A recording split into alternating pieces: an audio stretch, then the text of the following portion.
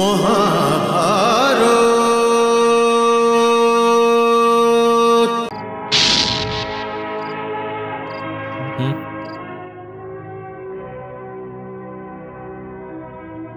পিতামহ, এই বৃক্ষ কি তোমার কোনো শত্রু হয় বৎস? ক্রোধের সবচেয়ে বড় বদগুণ হলো এই পুত্র যে ও দোষী আর নির্দোষের মধ্যে কোনো পার্থক্য করতে পারে না। তুমি ধৃতরাষ্ট্রের করা অন্যায়ের শাস্তি এই অসহায় বৃক্ষকে দিয়ে যাচ্ছ, যে নিজেকে রক্ষাও করতে পারে না, যেখানে ক্ষত্রিয়র প্রথম কর্তব্য হলো এই যে অসহায়কে সহায়তা করা। যদি আপনার এটা জানা আছে পিতামহ, জ্যেষ্ঠ পিতাশ্রী আমাদের সঙ্গে অন্যায় করছেন, তবে আপনি এই অন্যায়ের বিরোধ কেন করছেন না?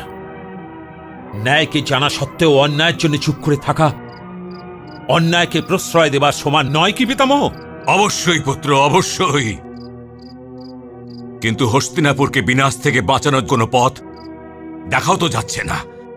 যদি জ্যেষ্ঠ পিতাশ্রী মাঝখান থেকে সরে দাঁড়ান,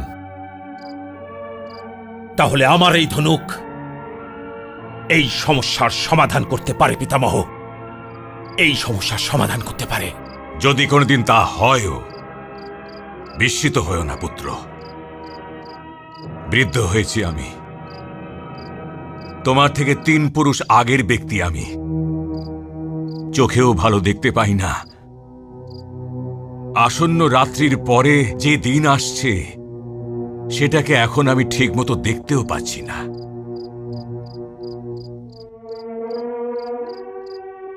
আমার সম্পূর্ণ বিশ্বাস আছে যে কুন্তী তোমাদেরকে এটা নিশ্চয়ই বলেননি। আমি এটাই চেয়েছিলাম যে ধৃতরাষ্ট্রই হস্তিনাপুর নরেশ হন। এমন নয় যে আমি এটা জানতাম না যে কোনো নেত্রহীনের রাজ সিংহাসনের ওপর কোনো অধিকার থাকতে পারে না। আমি ধৃতরাষ্ট্রকে কেবল এই জন্য রাজা বানাতে চাইনি যে ও শুধু জ্যেষ্ঠ পুত্র, কিন্তু ও আমার শিষ্যও বটে। আর আমি জানতাম যে ও যদি রাজা না হয় তবে ও এটাই চিন্তা করবে যে ওর সঙ্গে ভীষণ বড় অন্যায় হয়ে গেছে, আর ওর এই চিন্তাই ওকে একজন জটিল ব্যক্তিত্বপূর্ণ ব্যক্তি বানিয়ে দেবে, যেটা হস্তিনাপুরের জন্য ভালো হবে না। কিন্তু ওই সময় বিদুর তার নতুন নতুন নীতি জ্ঞান নিয়ে আমার কাছে চলে আসে, আর আমি কিছুই করতে পারিনি। আমাকে চুপ করে থাকতে হয়েছিল। যদি ওই দিন মাতা সত্যবতী পাণ্ডুকে হস্তিনাপুর নরেশ ঘোষণা করে না দিতেন, তবে আজ এই সমস্যাই হতো না, কারণ তখন ধৃতরাষ্ট্রের তৃষ্ণা মিটে যেত। আর ও তখন এটা চিন্তা করত রাজত্ব করার যোগ্যতা কেবল যুধিষ্ঠিরেরই আছে। কিন্তু তখন যা হয়নি সেটা নিয়ে কষ্ট পেয়ে আর কি লাভ?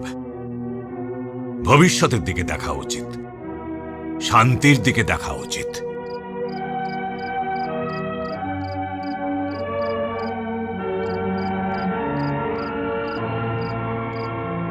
ঠিক আছে,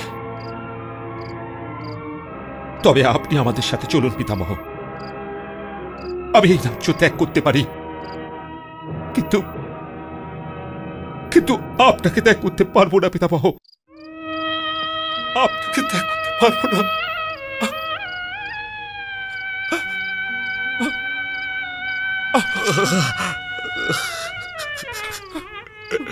তোমার সাথে যাওয়া আমার আয়ত্তে নেই পুত্র, আমার আয়ত্তে নেই।